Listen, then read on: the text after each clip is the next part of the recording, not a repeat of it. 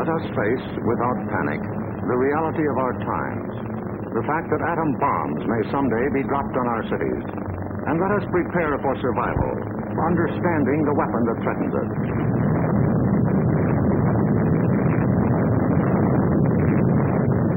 An atom bomb destroys or injures in three ways: by blast, heat, and radioactivity.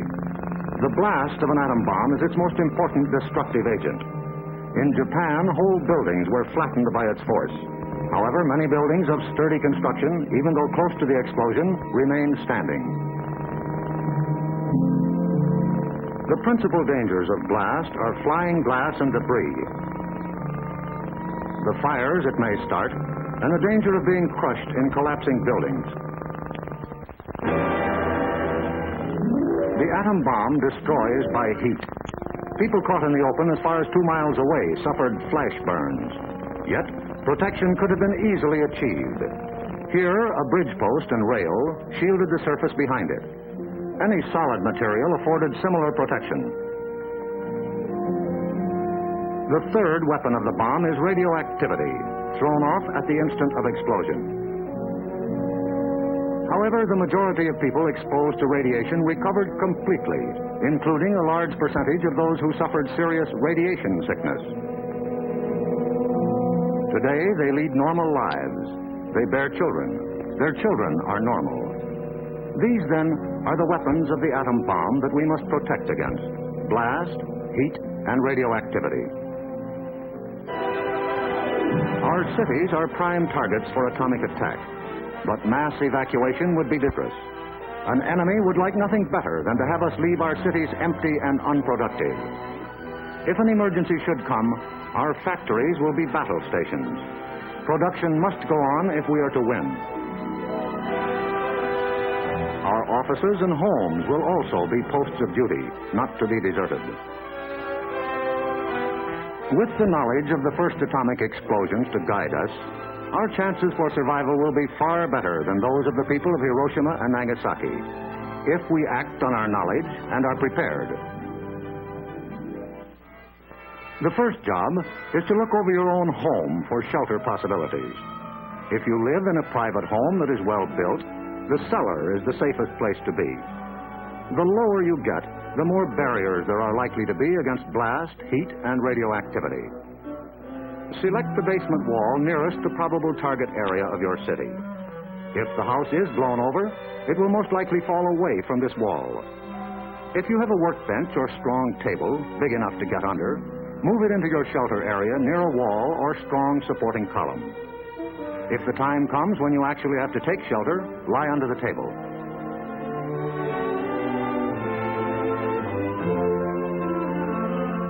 If you live in a home that has no basement, choose a shelter area without windows on the ground floor. An interior hallway is probably best. In time of emergency, the shelter area should be cleared of mirrors and other objects that might cause injury. If you live in an apartment house, rules for taking shelter will be posted in your building. Learn them. Also, learn the location of public shelters in areas where you work or frequently visit. There are many things you can begin doing right now. Fireproof housekeeping is one, so clean up that attic. Keep waste in covered containers. Don't let trash pile up in the yard. Set aside a small supply of canned goods. They're safe from radioactivity. Have a good flashlight on hand. Electric lights may go out. Keep a first aid kit and learn how to stop bleeding. Make a habit of keeping a bottle of fresh water handy. A radio will be important for receiving vital instructions. Finally, prepare the shelter area and collect all necessary shelter equipment.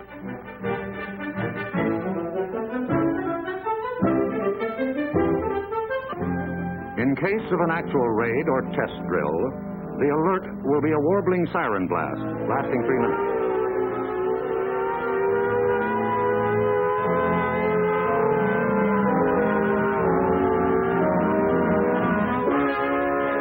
Once you hear this, act fast.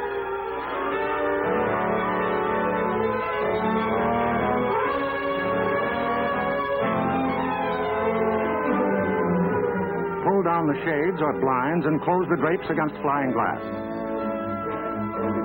Turn off the burners of your gas or electric stove.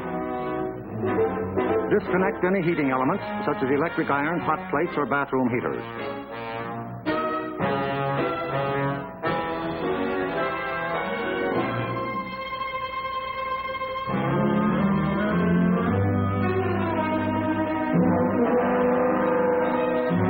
Close all outside doors, but leave them unlocked. Turn off the gas or oil burners.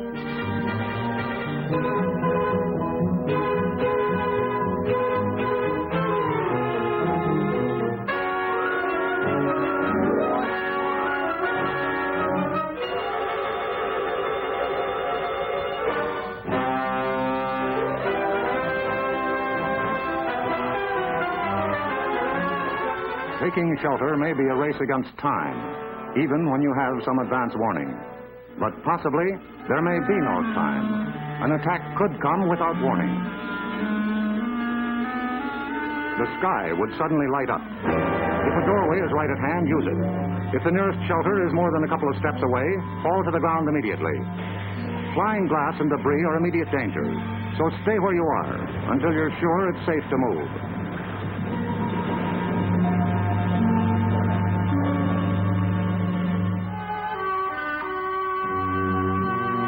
If you are at home when a surprise attack occurs, crawl beneath a table if it is very near, or drop to the floor with your back to the window.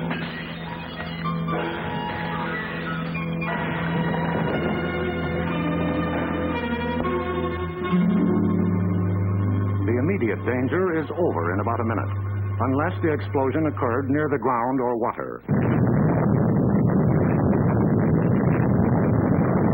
In this case, radioactive materials are trapped in the particles of dirt or water thrown up by the explosion. When these particles fall back to earth, they may be dangerous. So get indoors immediately after a ground-level explosion. Cover broken windows against radioactive dust with blankets or cardboard. Civil defense radiological teams, equipped with radiation survey meters, will check on contamination in any bombed area. Stay under cover until you hear officially that it is safe outside. If you have been exposed to radioactive dust, wash the exposed areas. Pay particular attention to your hair. Get all the dirt from under your fingernails. If the people of Hiroshima and Nagasaki had known what we know about civil defense, thousands of lives would have been saved. Yes, the knowledge is ours, and preparation can mean survival for you. So act now. Someday your life may depend on it.